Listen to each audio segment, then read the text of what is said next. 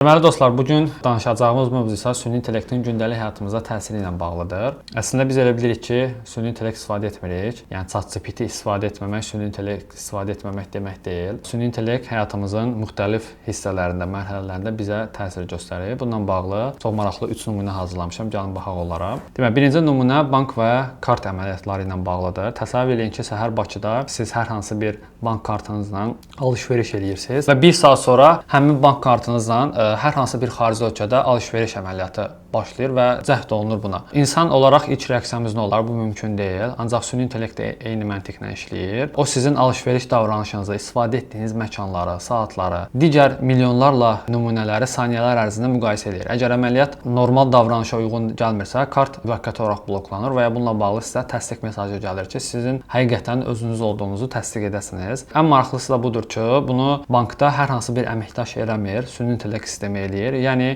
burada sadəcə məlumatı göstərmir. Real vaxtda riskli vəziyyətləri qiymətləndirərək həmin vəziyyətə uyğun qərar qəbul eləyir. Növbəti nümunəmiz onlayn müraciətlər və formalarla bağlıdır. Yəqin ki, videonu izləyənlər arasında hər hansı bir iş elanına CV göndərənlər olubdur və yaxud da hər hansı bir banka kreditlə bağlı müraciət eləmisiniz. Çoxumuz düşünürük ki, əslində bank müraciətləridir, CV-lərdir. Bunlar real insanlar tərəfindən qiymətləndirilir. Düzdür, CV ola bilər ki, bəzi şirkətlərdə real insanlar tərəfindən qiymətləndirilsin, ancaq bir çox şirkətlərdə bunu müxtəlif süni intellekt alətləri, yəni o skanner dediyimiz proqramlar icra edirlər və yaxud da eyni qayda ilə bankda da rəqəmsallaşma möhtəşəm səviyyədədir. Siz application üzərindən kredit müraciət edirsiniz, oradakı detalları qeyd edib, yekunda dərhal sizə qərar verir ki, sizə nə qədər kredit düşür. Ən vacib məsələ nədir? Gəlin onunla bağlı danışım. Sistem hansı formada işləyir? Sistem oradakı məlumatları oxuyur və müəyyən meyarlarla müqayisə edir və uyğunluq balı çıxardır, hansı ki, söhbət kredit sistemindən gedir. Məsələn, başqa bir nümunə deyəsə olsaq, fərz eləyək ki, iş elanı üçün ən vacib bacarıqlardan biri Excel-dir. Ancaq öz CV-nizdə Excel-lə bağlı heç bir şey qeyd eləmədiyinizə görə artıq sizin CV orada reject olmuş olur. Çünki CV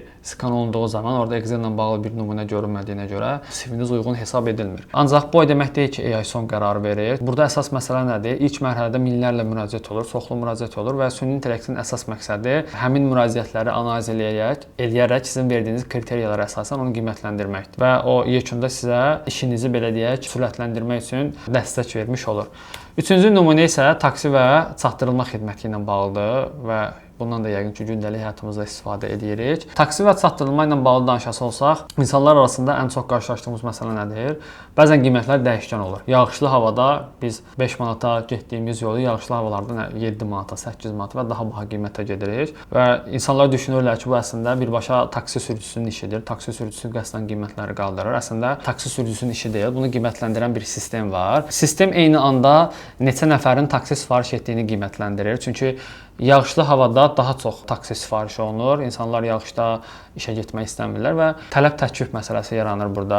Eyni vaxtda nə qədər taksi sifarişi olunur, eyni ərazidə neçə sürücü var, yolun vəziyyəti, məsafə, hava şəraiti, hətta həmin günün bütün saatı belə analiz olunur. Sonra bu məlumatlar birləşdirilərək ən uyğun qiymət və ən uyğun sürücü müəyyən olunur və sizə təqdim olunur. Eyni prinsip yemək sifarişində, çatdırılma sifarişində də işləyir. Yəni AI burada sadəcə marşrutu seçmir, digər bütün dataları da analiz edərək yekun qərar vermənizə köməklik göstərir. O həm qiyməti, həm də resursların bölünməsini optimallaşdırır. Belə bir nəticəyə gəlirik ki, biz nə qədər desək də süni intellekt istifadə etmirik. Süni intellekt mənim həyatımda yoxdur. Əslində belə deyil. Nümunəni seçəndə çalışıram ki, elə nümunələr seçim ki, bu hər bir insanın istifadə edə biləcəyi bir nümunə olsun. Ən primitiv üst nümunə idi, ancaq bununla biz minlərlə nümunə gətirə bilərik ki, süni intellekt birbaşa bizim həyatımıza təsir göstərmiş olur və bu artıq qaçılmazdır.